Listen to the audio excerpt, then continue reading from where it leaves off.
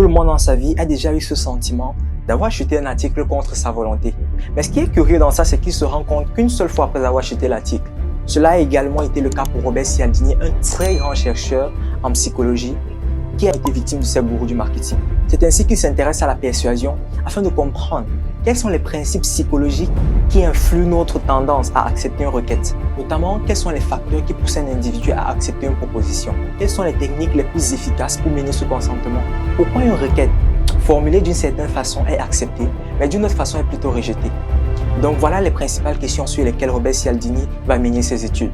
C'est ainsi donc qu'il commence ses études dans son laboratoire avec ses étudiants qui étaient ses sujets, mais il se rend compte au fil du temps que ça ne suffit pas en fait. Il a besoin de passer sur le terrain, il a besoin d'appliquer. Et c'est donc ainsi qu'il se décide d'aller sur le terrain. Et il passe 3 années de sa vie en tant que vendeur, en tant qu'agent publicitaire et en tant qu'escroc. Bien sûr, à noter ici là que le terme escroc ne signifie pas malhonnête, non. Le terme escroc ici, c'est que, en fait, il intégrait des agences publicitaires en tant qu'agent publicitaire.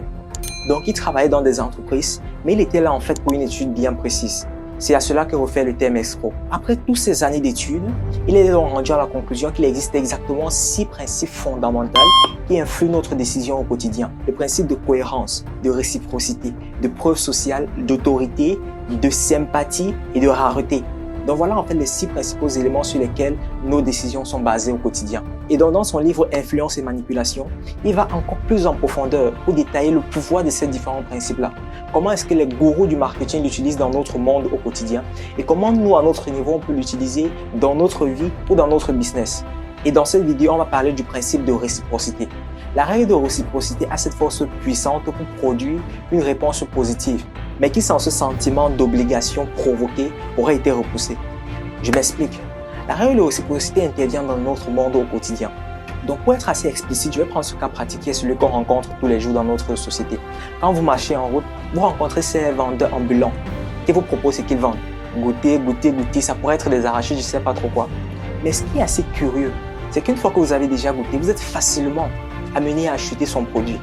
Bien sûr, il y a des exceptions à la règle, mais c'est sur ce principe-là qu'est basée la règle de réciprocité en fait. Donc, il s'agit de donner quelque chose et puis de recevoir en retour. Ça a référence à ce que la Bible nous dit, donner et vous recevrez. En fait, c'est sur ce principe qu'est basée la règle de réciprocité. Je vais prendre un cas assez pratique également dans son livre, qui est l'association Hare Krishna, qui est implantée aux États-Unis dans les années 70 et qui se répand ensuite en Europe. Le principe est simple. Donc, les partisans de l'association se regroupent dans les milieux publics pour récolter de l'argent, en jouant bien sûr des instruments, en dansant avec un même rythme, ils sont vêtus de la même façon, ils sont coiffés de la même façon. Mais ce qui est curieux, c'est qu'il n'y avait pas assez de résultats. Parce que des personnes ne sont pas facilement amenées à donner de l'argent comme ça, sans toutefois savoir des raisons, ou bien sans toutefois avoir une raison principale, voilà, de donner cet argent-là. Puisque là, il n'y a pas de raison principale.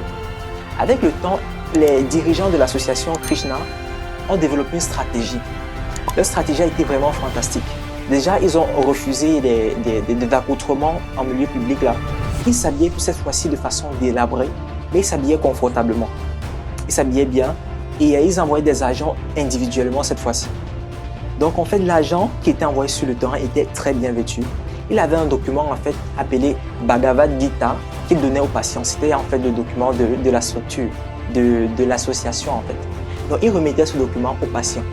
Une fois qu'il donne le document au patient, il formule sa requête au patient selon laquelle il s'agit en fait d'une association qui récolte des dons pour survivre. Une association religieuse en fait, qui récolte des dons de plusieurs personnes. Et c'était plus facile pour ces patients-là de donner de l'argent ou alors de contribuer à la cause de cette association-là. Et encore pour ceux qui étaient bien plus futés, ils repéraient en fait dans la foule des personnes assez spéciales. Mais cette fois-ci, ils ne donnaient plus le document, ils donnaient une fleur. C'était en fait un investissement. Donc, ils achetaient une fleur qu'ils donnaient aux passants. Et le passant donc recevait cette fleur.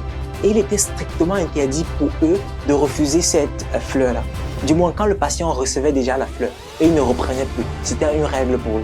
Donc une fois la fleur donnée, ils avaient pour règle de ne plus accepter le retour de cette fleur-là. Une fois que le patient a reçu la fleur, il lui propose la requête. Donc voilà, nous sommes une association religieuse qui a bon principe ainsi de suite.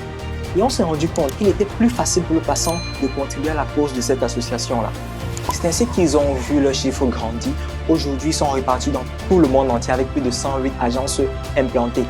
vous vous rendez donc compte que le principe de réciprocité a eu un impact assez considérable sur l'avenir de cette association-là. C'est ainsi que nous pouvons implanter ce principe dans notre business, dans tout ce que nous faisons en fait.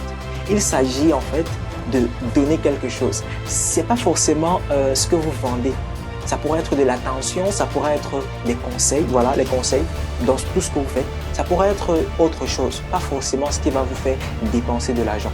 Une fois que vous avez donné cela à votre clientèle, rassurez-vous, quelque part dans son subconscient, elle vous doit quelque chose. Ce qui fait donc que c'est plus facile pour elle d'acheter vos services, d'acheter vos produits. C'est exactement ce que nous appliquons dans l'agence Pronexis, où on offre des conseils et des devis gratuits à tous les clients. Ce qui fait donc qu'une fois que le service est rendu, que ce soit le devis ou le conseil, une fois que c'est fait, c'est plus facile pour ce client-là de vous confier totalement son projet. Parce qu'il vous fait confiance en fait. Il est rassuré que vous voulez son bien. C'est d'ailleurs la raison pour laquelle vous lui avez offert ce service gratuit. Voilà en quelques mots le principe de réciprocité que je voulais partager avec vous au travers de cette vidéo. Et dans les vidéos qui arrivent, nous présenterons les 5 autres principes. Et si d'ailleurs ce principe vous a intéressé, n'oubliez pas de me noter cela en commentaire. Si vous voulez beaucoup plus d'exemples ou d'explications à ce propos, vous pourrez me noter cela en commentaire et je me ferai le plaisir de vous répondre. Si une de mes vidéos t'a intéressé de quelque manière que ce soit, tu as pour obligation de liker, de partager et de t'abonner à la chaîne. Parce que sur la chaîne, il n'est pas juste question de motivation, mais également de marketing, de développement personnel, tout ce qu'il faut en fait pour nous permettre d'atteindre nos objectifs fixés. And don't forget, it's now. Do it and stay hungry. Peace.